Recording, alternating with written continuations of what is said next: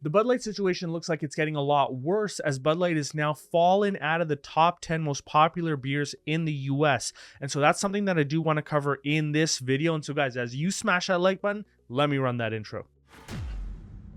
What's up guys, and welcome back to the channel where we cover everything value investing related. And so if you haven't done so, hit that subscribe button. And now let's get into this news, because I don't really care more about the Bud Light situation. What I care about is what are the impacts of this situation. So if Bud Light's popularity is waning as a result of this nationwide boycott, now it looks like the boycott is on both sides. First it was just the right, now it looks like it's the left as well that's boycotting.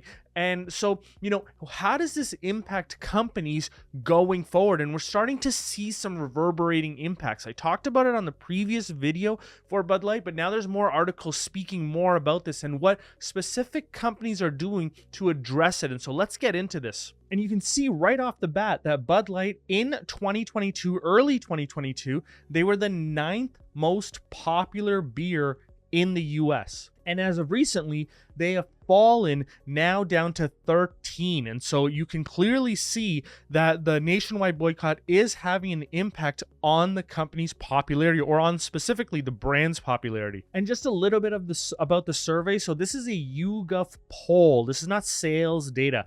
And so they pulled a nationally representative sample of approximately 1,500 Americans during the second quarter of 2023. They also had polled them previously. But here's the thing, you're also seeing sales drop. In the 4 weeks ended May of 2023, Bud Light sales were $297 million, which is a 23% drop from the same period in 2022, based on certain figures that were obtained by Newsweek. And so that means Modelo Especial, I apologize about my pronunciation, which actually sold more than the 297. They sold 333 during those 4 weeks. 333 million, was actually able to dethrone Bud Light as the #1 beer in America. And so that's pretty devastating for the company, but they're still #2 in terms of sales. So popularity doesn't necessarily translate into sales. There's a whole distribution element, et cetera, et cetera. And, some of you guys might be wondering, why is it that as a value investor, you're focusing so much on this Bud Light situation? And the reality is that I don't really consider myself a value investor. I consider myself a business owner. And so I get fascinated when new business situations arise, which changes the landscape. And in this video, I want to show you how this is actually impacting the larger business community. And so here you can see the Wall Street Journal recently reported that companies that embrace social issues are now having second thoughts. I spoke about this a little bit in the last video that I spoke about the whole Bud Light situation, but I wanted to dive deeper into this. So, executives are rethinking if and when to weigh on politically divisive issues, because they're fearing a backlash from all sides. And they're also developing crisis plans in case things go wrong. And this is fascinating because it's nothing that I've seen before. So it's very interesting to keep a pulse on. And so, at PPG Industries, they're saying that there's no pure algorithm to put this stuff in a spreadsheet to tell you what to do. And this is why it's really difficult for companies to sort of navigate around political messaging. And so PPG uses an internal scoring system to determine if and when it makes sense for a company to comment on matters that may offend some of its customers and employees or impact the brands. I would say you don't even need a scoring system. I would say you just need the CEO to actually make a position on if the company wants to go down that route and speak about that particular political issue. You know what? Now that I think about it, maybe use a scoring system to help him make the decision, or help him or her make the decision. But the whole point of this all is, does it really matter to your customers? And, they nailed it right here where they said, we run a business, we don't run a political organization, we don't run a religious organization, and we don't run a social organization. However, we recognize that we operate in a society. And so, we hire employees with opinions and views, and we work with customers that have opinions and views. So we have to take all that into account.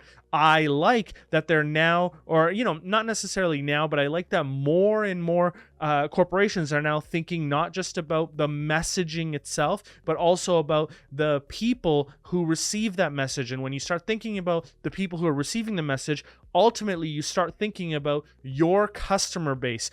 And I think that was the big mistake that was made by Bud Light. They forgot who their customer was and how they would respond to certain marketing efforts. Look, Bud Light is all about, like, Bud Light's marketing efforts should be similar to sort of like those Coca-Cola marketing efforts, where anything that you're shown is just people in great sort of situations, parties, even like weddings, etc. It should always be like experience focused type marketing. So I think they can stay away from the political type messaging. I liked the funny type of messaging. That was really great. One comment that was made in the one of the previous videos that I released was somebody made a very kind note where they said, you know, one of the things that I'm going to miss a lot is some of the iconic advertising that was done by Bud Light in the past. And, you know, I think comedy sort of can win the day here, and I might just be a little bit biased as a former comedian myself, or stand-up comic. You know, I think that if they sort of like move more towards the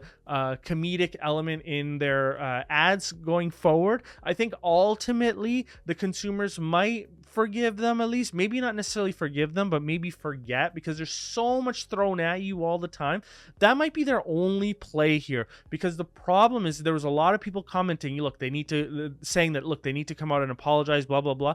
The problem with when you do that is now you're going to face a storm from the other side. So really, you can't take a side on either side. I don't think they're going to.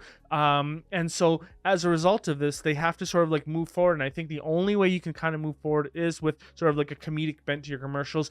Stay away from the nationalistic stuff, because now you're just it's almost received as like a disingenuous pandering to the right. And at least that's how they're feeling about it. And I'll show you exactly what I mean with the latest ad that they showed. And here it is right here. So, you know, originally when I wrote this, I said I really don't know where the brand goes from here, as I suspect layoffs will continue. Now, I'll speak about the layoffs in a separate video, because that's a whole other issue.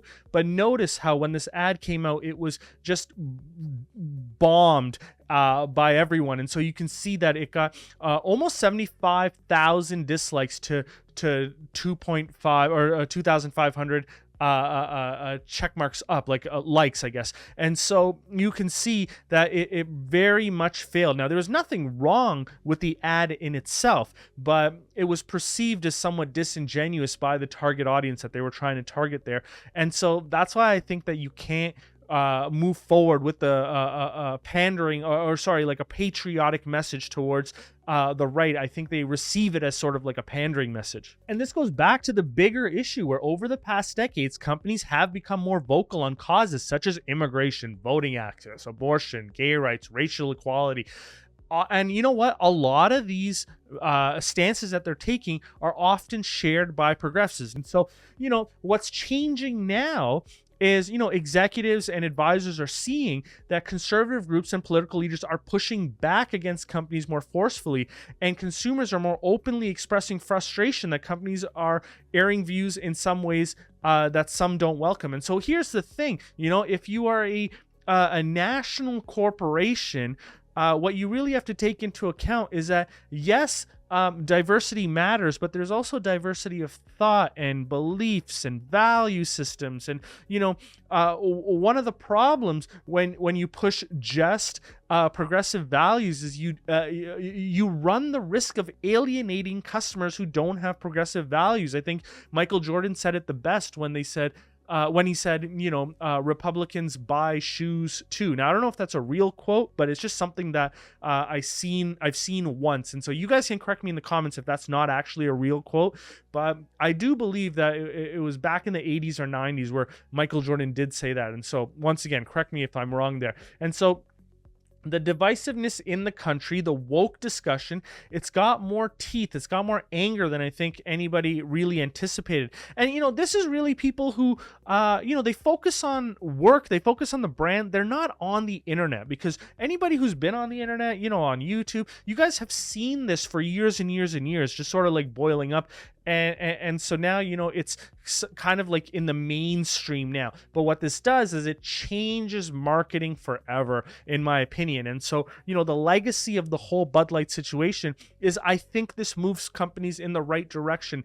Think about everyone. Think about how it impacts your brand. Think about like what the real message is that you want to put out there. And so the chief executive officer at Upwork actually said that they have a series of questions when deciding whether or not to weigh in on a particular issue. And so the company considers a series of questions when deciding whether to weigh in on a particular issue. And those questions are: how central is this topic to our business or to our customers? Does it really concern them? Would they expect us to be opining on this because it really intersects with their day-to-day lives? That's a very important question. Would your customers expect you to be opining on this particular issue? If your customers are not expecting you to opine on it, why are you doing it?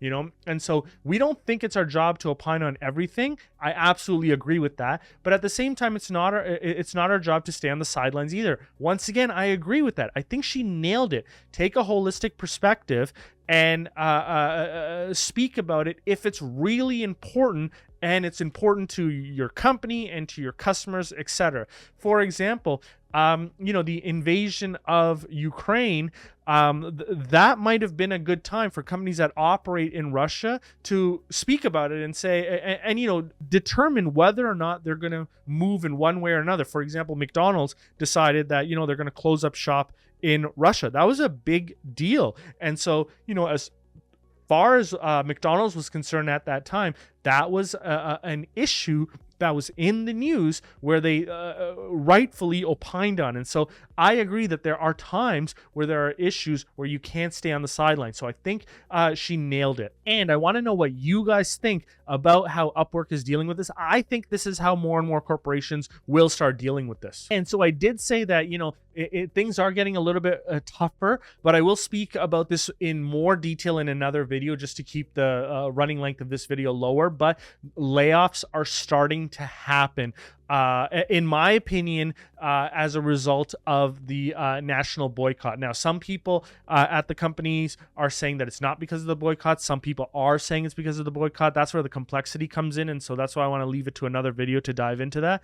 But layoffs are happening. And so ultimately, this is a very important and pivotal time in our history, I think, especially as it relates to corporate messaging. And so I want to know what you guys think just specifically about the corporate messaging speak, and let me know if you think Bud Light could actually rebound by focusing more on the comedic element in their commercials. And so let me know in the comments below. And so I'll leave it there, but what I will do is I will link to the previous Bud Light video that I did release on this channel right here.